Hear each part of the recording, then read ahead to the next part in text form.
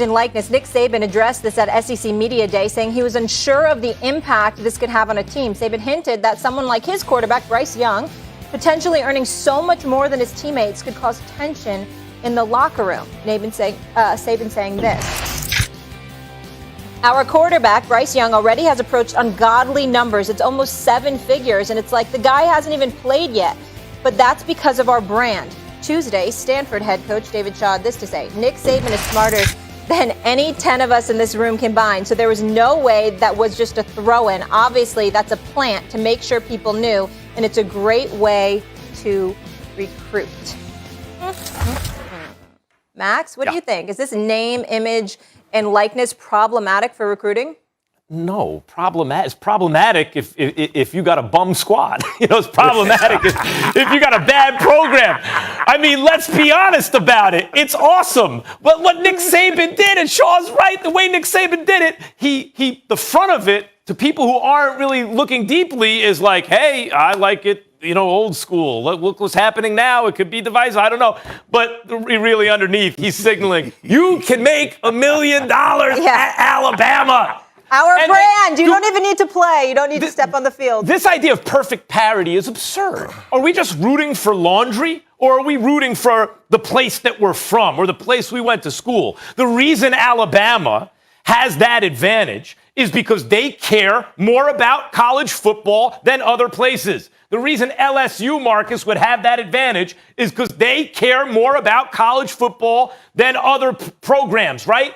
They devote the citizenry of that, the denizens of that area, the people who live in that area will devote more of their resources to that sport, to supporting it emotionally, financially. Their lives will revolve around it more. Their programs ought to be better, and it is a compounding advantage, and it doesn't bother me. Otherwise, we're just rooting for what?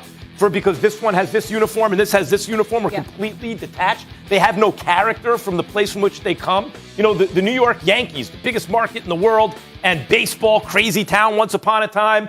They have more money to spend than other teams. The Los Angeles Lakers, people want to play there. It's LA.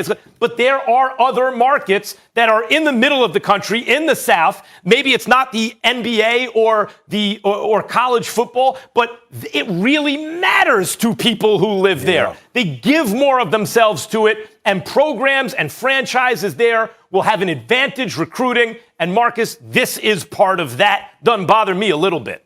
It don't bother me at all, Max. And listen, I would challenge people to look at this. Talk about it's damn problematic for recruiting. Go back and look at the last 15 years at the top 5 schools that's recruiting. Alabama up there before the NIL existed, because the school has been selling itself since Nick Saban has been there. You know what it's been sold off of? Money. But it's been another way. It's been you'll go to the NFL if you come and play for Alabama. So in the context of the NIL problematic for recruiting, no, hell no. It's a reason why schools have been recruiting at a high level. They've sold something else. Now you can add NIL to the plate. I tell people this all the time about the Southeastern Conference, all right, because we're speaking about Alabama and what Nick Saban said. This is actually an opportunity for other schools to become programs that we talk about and elevate themselves based on how you can market your players and how they can take advantage of this NIL. The schools that's already been at the top, the schools that's been playing at a very high level, that's been sending guys to the NFL year in and year out in droves by numbers, that was their NIL. That was their recruiting. That was how they got guys to sign on, and that's why Alabama has been winning championships, and LSU and Clemson. And when you think about all of the schools that's been at the top, this has always been a part of the recruiting tactic. But they've just been sold on going to the NFL, getting a great education and the support from the people around these institutions. When you think about Alabama, that's the professional team in Alabama. There is nothing else. There's the University of Alabama football, and they've been doing a tremendous job at doing Alabama.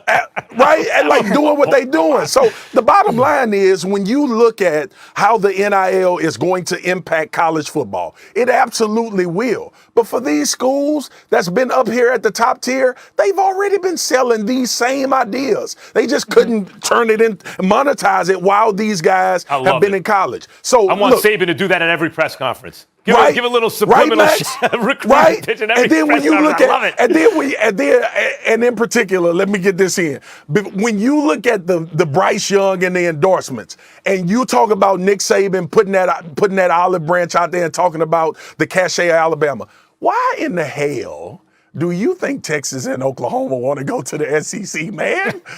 Why? Why y'all think Texas and Oklahoma want to lead the Big 12 where they the dominant dogs and go to the SEC?